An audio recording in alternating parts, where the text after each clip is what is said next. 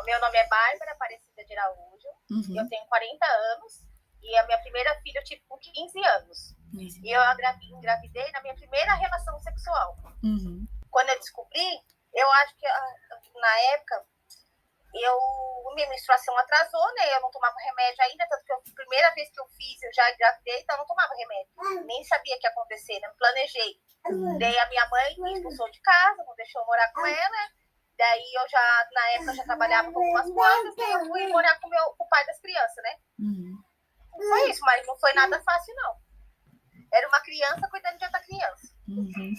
E como que a sua família reagiu à notícia? O pai da criança também, como que recebeu essa notícia? Não, o pai da criança e a família do pai da criança até que foi bem tranquilo. Todo mundo ficou assustado porque eu era muito nova, né? Ele é mais, na época, né, hoje em dia também, é 8 anos mais velho que eu.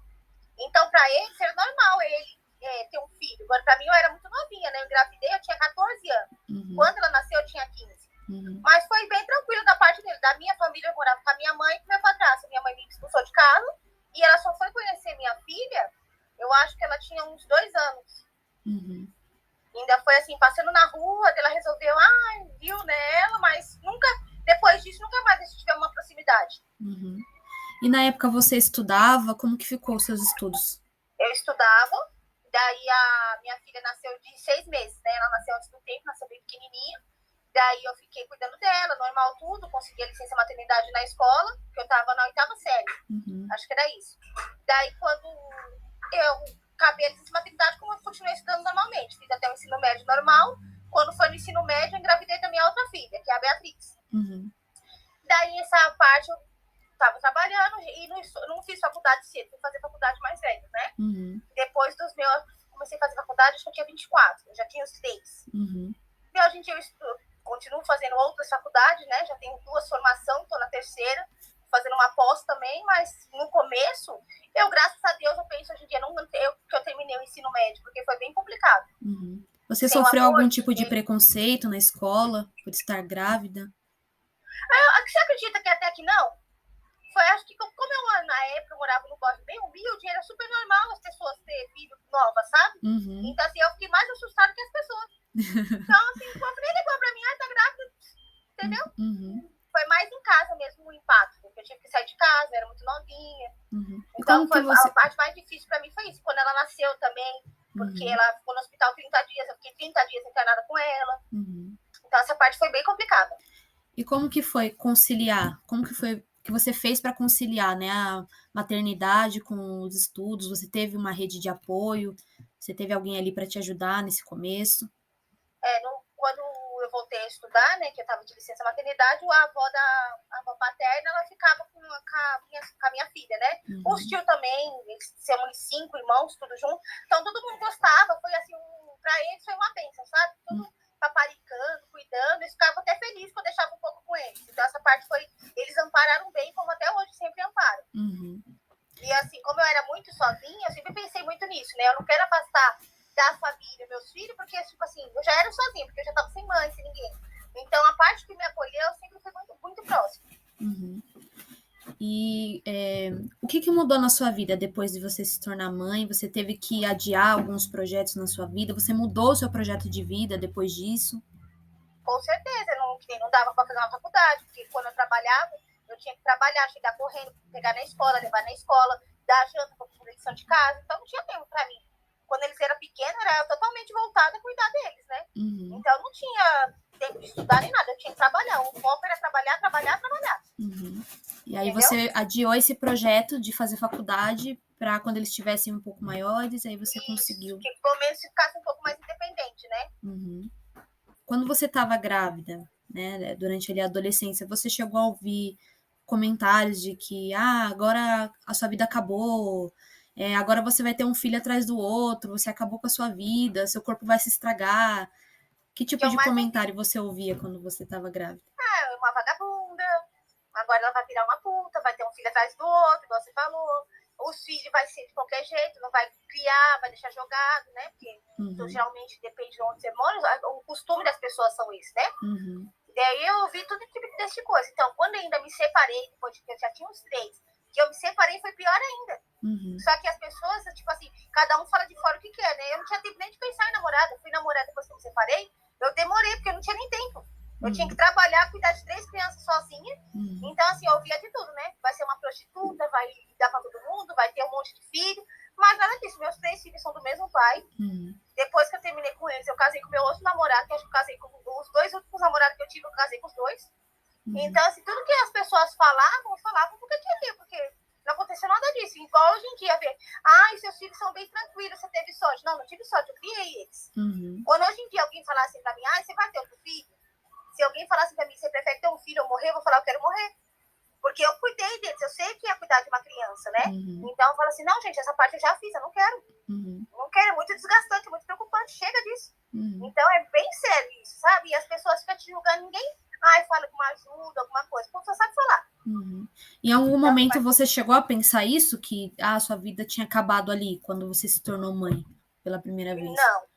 Eu nem, pra falar a verdade, eu nem pensei nisso, porque eu tava tão preocupada, tipo assim, o que eu vou fazer com essa criança? Porque assim, foi muita informação ao mesmo tempo. A minha mãe me expulsou, e eu tava grávida, e eu, tipo assim, eu tive que pensar onde que eu vou morar, como que eu vou morar, como que eu vou comprar as coisas, quando eu nascer, eu vou pôr ela onde. Então foi tanta preocupação assim que eu nem pensei nessas coisas. Nem tive tempo pra isso, sabe quando as coisas vai indo, você tem que ir resolvendo? Então era muita coisa, muita informação ao mesmo tempo, que eu nem fiquei pensando, e agora, se eu vou deixar de sair, se eu não vou sair, eu nem pensava nisso. Você acha que se na sua casa tivesse tido mais comunicação entre você e sua família, com você e sua mãe, teria sido diferente? Você teria sido mãe mais tarde? Você acha que teria mudado sua vida? Com certeza. Então você acha... Quando eu engravidei, igual eu tô falando, eu engravidei na minha primeira relação. Depois da minha primeira relação, fui ter outra relação, quando eu quase estava pra ganhar já, neném.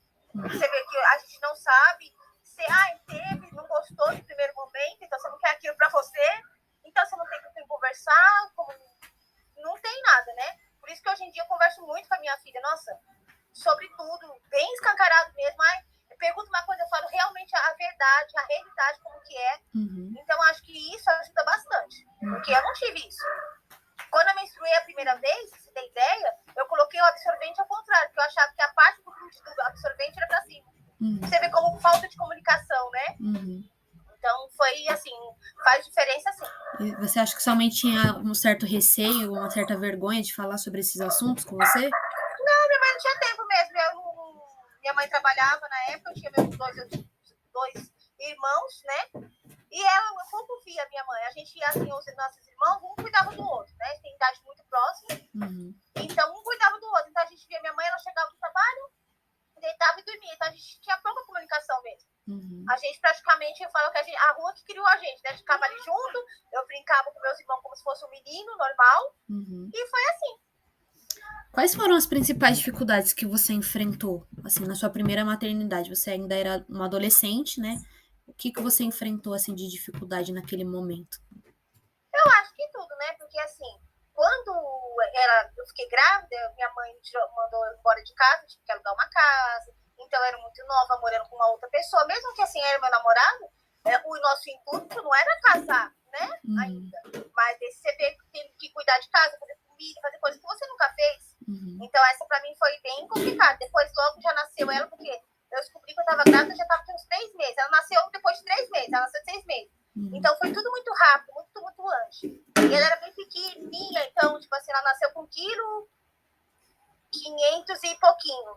E 32 centímetros. Então, assim, o pediatra era toda semana. Então, era muito... O meu momento aqui, ele era focado só nela. Ela era muito pequenininha, amamentação, na colherzinha, porque ela não tinha força para sugar. Eu acho que para mim essa parte foi assim, mais complicada, porque eu não tinha ninguém para me ajudar nesse momento. Dava até o banho, assim, eu ficava, gente, essa criança vai escorregar dentro do negócio aqui, tão pequenininha, né? Então, para mim, essa parte foi mais difícil mesmo. Cuidar muito pequeno, porque eu nunca tinha nem pegado criança no colo. Então, você teve que descobrir ali tudo sozinha, né? Meio que... Tudo sozinha. Aprendendo ali a ser mãe na raça. Na raça, foi bem na raça mesmo. Hoje, como que você se sente como mulher, como mãe? Você se sente uma pessoa realizada? Quais são os seus planos para o futuro? Não, assim, pra mim, assim, eu me sinto realizada e tranquila, porque graças a Deus os 3 estudam, fazem faculdade, cresceram. Agora os problemas, os pensamentos são outros, né?